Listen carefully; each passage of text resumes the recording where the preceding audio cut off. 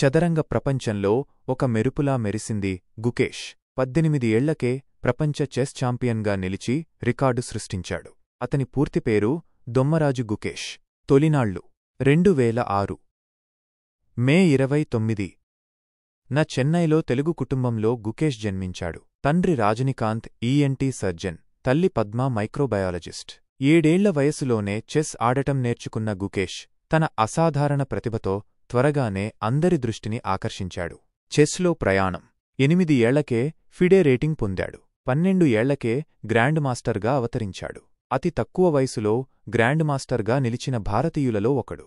అనేక అంతర్జాతీయ టోర్నమెంట్లలో విజయం సాధించాడు. ప్రముఖ చెస్ ఆటగాళ్లను ఓడించి ప్రపంచవ్యాప్తంగా గుర్తింపు తెచ్చుకున్నాడు.